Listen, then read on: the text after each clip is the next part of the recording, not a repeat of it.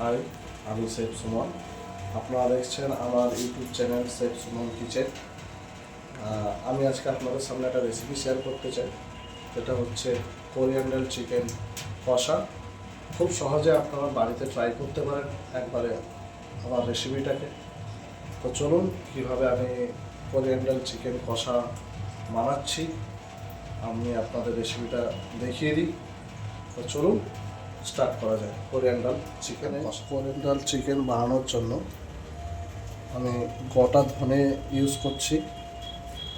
এখানে কাজু, এই গোটা ধনে আর কাজুটাকে আমি ভিজিয়ে রেখেছিলাম আগে থেকে। এখানে অনিয়ন আমি ছুলে ভিজিয়ে রেখেছিলাম।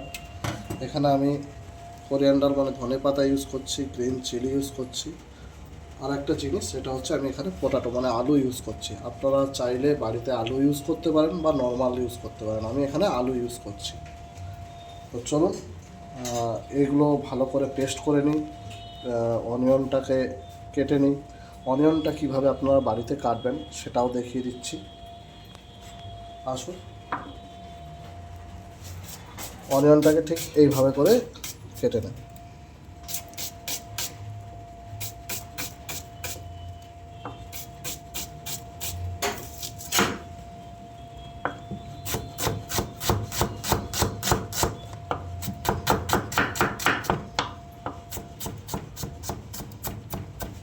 এইভাবে কেটে নেবেন, ঠিক আছে? তো চলুন আমি একের পর এক অনিয়নগুলো কেটে নিই। এবং কোরিয়ান গোটা ধনে এটাকে আমি পেস্ট করে নিই। তারপর এখানে কাজু আছে, এটাও আমি পেস্ট করে নিই। তো চলুন তারপরে আমি স্টেপগুলো দেখাচ্ছি। কোরিয়ান্ডার চিকেন বানানোর জন্য আমি এখানে ছোট ছোট করে চিকেন পিস করে নিয়েছি। এবারে এর মধ্যে পাউডার অ্যাড করব। এবার ইয়েলো পাউডারটা এমনভাবে অ্যাড করবেন যাতে বেশি হলুদটা না হয়ে যায় চিকেনে, এবং তাহলে কালারটা, যে কোরিয়ান্ডার যে কালারটা, ওই কালারটা ফাটিয়ে দেবে, মানে কালারটা ঠিক মতন আসবে না। এইভাবে অল্প অল্প করে হলুদটা মাখিয়ে প্রায় 5 থেকে 10 মিনিটের জন্য রেখে দেবো। আমি এখানে হলুদ 1 টিস্পুন ইউজ করেছি। আপনাদের কাছে যেরকম চিকেন থাকবে সেই অনুযায়ী আপনারা ইউজ করতে পারেন। আমার কাছে এই চিকেনটা প্রায় 2 কেজি মতন আছে, তাই আমি 1 টিস্পুন ইউজ করেছি। এবার ভালো করে মিক্স করে আপনারা রেখে দেবেন চিকেনটা 5 থেকে 10 মিনিটের জন্য। চলুন আমি এইভাবে চিকেনটা কিছুক্ষণের জন্য রেখে দিই, তারপরে আস্তে আস্তে উপকরণগুলো আমি দেখাচ্ছি। আবার চিকেনটা বানানোর জন্য আমি এখানে কড়াই নিয়ে নিয়েছি, তার মধ্যে সাদা তেল অ্যাড করব।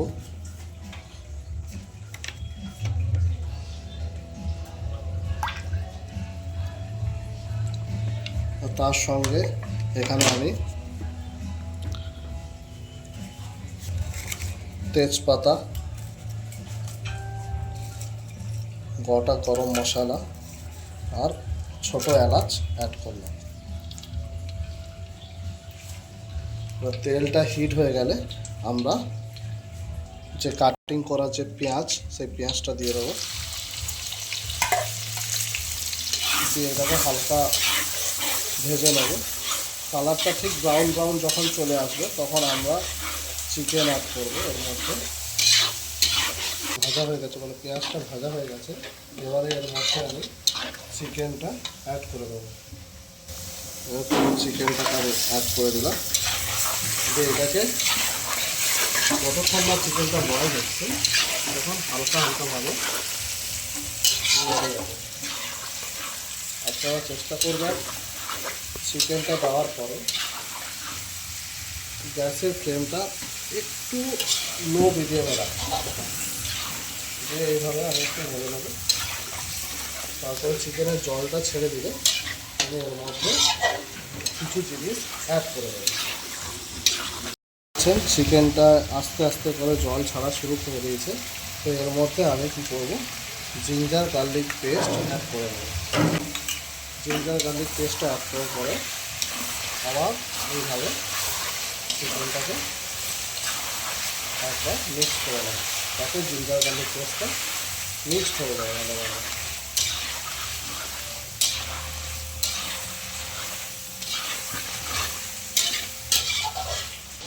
চিকেনটা পুরো জল ছাড়া স্টার্ট করে দিয়েছে। তো এর মধ্যে আমি কেটে রাখা যে আলুগুলো ছিল আমি আলুগুলো অ্যাড করে দেবো। তারপর আপনারা স্বাদ অনুযায়ী লবণ অ্যাড করে দেবেন।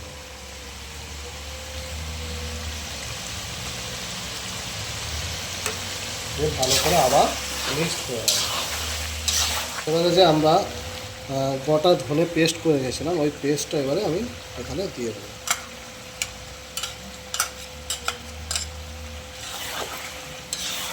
এইভাবে আবার এটাকে মিক্স করে নেব।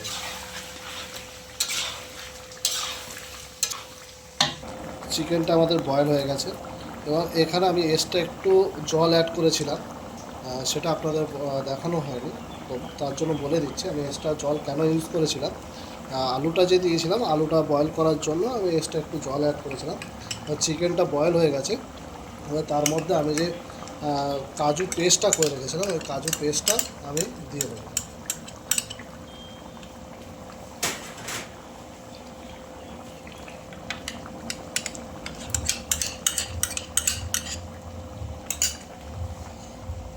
কাজু পেস্টটা দেওয়া হয়ে গেল আমার, ভালোভাবে এভাবে আমি আবার মিক্স করে নেব।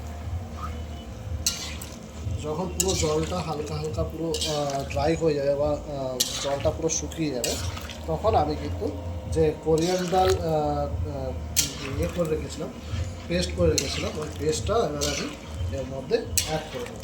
তো চলো ততক্ষণ জলটাকে ভালোভাবে আমরা ড্রাইয়ের দিকে নিয়ে যাই বা জলটা পুরো শুকিয়ে যায়, তারপরে কোরিয়ান্ডার আমি অ্যাড করবো এর মধ্যে। পাচ্ছেন জলটাও খুব শুকিয়ে গেছে। এবারে এর মধ্যে আমি অ্যাড করবো কোরিয়ান্ডার আর গ্রিন চিলি, ওটা এর মধ্যে অ্যাড করব এবং তার সঙ্গে আমি এখানে একটু কোরিয়ান্ডার পাউডার ইউজ করব। দিয়ে এটাকে ভালোভাবে মিক্স করব।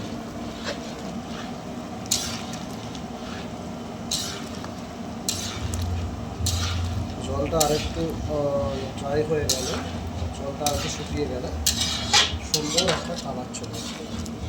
দেখতে পাচ্ছেন আস্তে আস্তে কালারটাও ধরে নিয়েছে কোরিয়ান্ডারের। চিকেনটা আমার এখানে পুরো রেডি হয়ে গেছে, দেখতে পারেন খুব সুন্দর একটা কালার এসছে। গরম মশলায় টাচ করবো,